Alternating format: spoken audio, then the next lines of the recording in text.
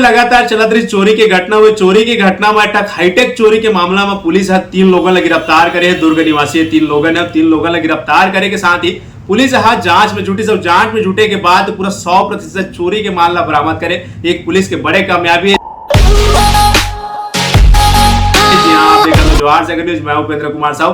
धमतरी में एक मामला निकल के सामने आते हैं। आज सिटी कोतवाली धमतरी में पुलिस के अधिकारी द्वारा प्रेस कॉन्फ्रेंस आयोजित करे जाते हैं, जहां बताया जाता है कुरुद में चोरी के एक मामला हो रहे थे, वो मामला के खुलासा होते। जी हाँ, मामला कुछ इस प्रकार से रहते कि दिनांक 6/7/2024 की रात्रि 8 बजे प्रार्थी राजेश कुमार साहू पिता पंचूराम साहू उम्र 42 वर्ष साकिन अमृत विहार कॉलोनी कुरुद जो अपने पत्नी बच्चों के साथ अपने मकान में ताला लगा के अपने गृह ग्राम गोबरा नयापारा बगदेही पारा गया हुआ था। दिनांक 7/4/2024 के 9 बजे जब वो वापस आकर देखता है तो प्रार्थी के मेन गेट का ताला टूटा होता है। ताला टूटने के साथ ही घर के अंदर जब वो जाके देखते तो घर के अंदर की जो अलमारी रहते हैं वो खुला रहते हैं। खुला होए के साथ उनमें जो सोना चांदी एवं जेवरात सहित नकदी रकम कुल 8 लाख रुपया गायब हो जाते हैं। गायब होके पीछे सिर्फ एक ही कारण थे, चोरी।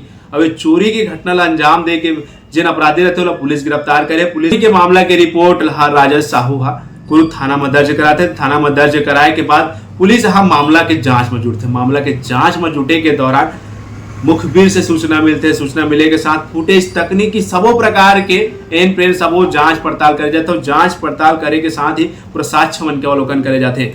और साक्ष्य मन के अवलोकन करे पर 2-3 जन जो संदेही युवक रहते, जिनका नाम सागर निर्मलकर है, सूरज साहू है, आशीष देवांगन जो दुर्ग निवासी है, और मन कुरुद में राहत रिसे वाला पकड़ के पुलिस पूछताछ करते हैं। पूछताछ में उमन बताते हैं कि दिनांक 6/7/2024 के दरमियानी रात में किनार रोड अमृत विहार कॉलोनी कुरुद के सुने मकान का ताला तोड़कर अंदर प्रवेश कर अलमारी में रखे सोने एवं चांदी नकदी रकम को चोरी करना एवं दिनांक 11/7/2024 को बस स्टैंड कचना के साहू होटल के जो शटर के जो ताला तोड़कर दुकान के अंदर घुसकर चोरी का प्रयास करना स्वीकार किए। चोरी के मामला में तीनों युवक गिरफ्तार करे के साथ ही पुलिस मामला के खुलासा करे के साथ जिन पुलिस के उच्च अधिकारी मरते हैं उन्हें आप का बोले है आप लोग हमारे आगे वीडियो में देखे ला मिली किस प्रकार से चोरी के मामला ये घटना ला अंजाम युवक मन द्वारा दिए जाते। आप लोग पूरा स्टोरी आगे देखे ला मिली, तब तक बने रहो जोहार सागर के साथ। दिनांक 6/7/24 को कुरुद थाना क्षेत्र में एक घर में हमें सूचना मिली कि बड़ी चोरी हुई है। इसमें रकम करीब करीब जो प्रार्थी द्वारा बताई गई वो 8 लाख के करीब थी।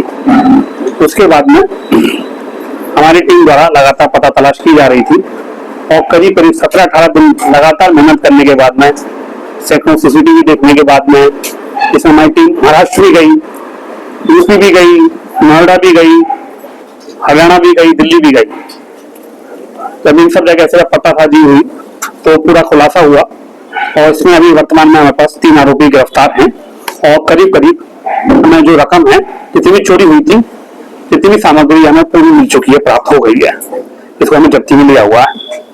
ये जो आरोपी हैं ये आदतन चोरी करने वाले हैं और इससे पहले भी रायपुर में भी चोरी कर चुके हैं। रायपुर में एक लूट की घटना में ये लोग नामजद हैं और इसी के साथ साथ इन लोगों ने उसके ठीक बाद में इस घटना को करने के बाद में इन्होंने पिरियड चौकी में भी एक अपराध दर्ज हुआ था, इसमें चोरी का प्रयास किया था।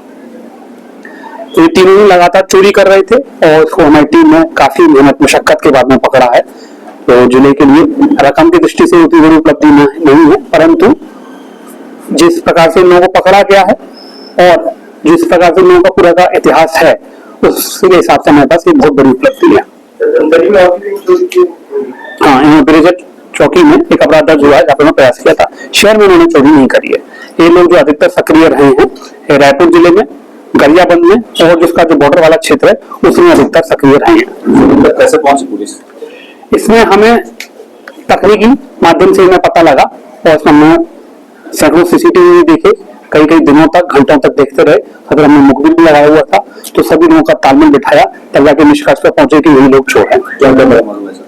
इसमें जितनी ज्वेलरी थी लगभग सभी ज्वेलरी मिल गई है और कुछ ज्वेलरी को उन्होंने गला दिया था जिसकी हमने रिकवरी कर ली है। जो चोरी हुई थी उस समय 8 लाख की थी और करीब करीब हमने उतनी की रिकवरी कर ली है। ये लोग जो है अमलेश्वर के हैं। चोरी के सामान को प्रयास करते थे जल्द से जल्द बेचने का और साथ जितना भी उनको पैसा मिलता था उसके माध्यम से जगह जगह खर्चा करते थे और ये छद्म नाम से और छद्म रूप लेकर के कहीं कहीं जगह पर नौकरी करते थे। वहां पर जैसे कि जो हमें यहाँ पर अभी तक सूचना मिली है एक दुकान में काम करते थे और वहां पर आसपास में किसी को भनक नहीं लगने देते कि ये रात में किस प्रकार सक्रिय रहते हैं। दिन में दुकान पर काम करते थे या कहीं पर भी छोटा मोटा काम करते थे और रात में चोरी में सक्रिय हो जाते थे। एक वाहन का प्रयोग करते थे, वाहन से चलते थे वहां से, और जहां कहीं भी उनको सुना मकान टाइप का दिखता था, जहां लगता था कि आसपास कोई बस्ती नहीं है, वहां पर तत्काल चोरी करके तत्काल सामान रिकवर करना और वहां से भाग जाना। सर इनको ज्यादा क्या सोना लगाने का, सोने गलाने का केस, सोना जो गला हुआ रहता है वो आराम से बिक जाता है, उसकी पहचान होना थोड़ा सा मुश्किल हो जाती है। तो बिक्री जब भी होता है तो सोना को तत्काल गला दिया जाता है, जिससे कि जो ज्वेलरी है क्योंकि उसकी पहचान ना हो पाए। नहीं, अभी हमने खरीदने लोग गिरफ्तार नहीं किया, इनके माध्यम से मैं सामान के सबकी रिकवरी किसी गर्लफ्रेंड हो उनको देना चाहेंगे। अभी तक तो हमें इस प्रकार से कोई जानकारी नहीं मिली है। सर इस चोरी का तीनों बाले हैं।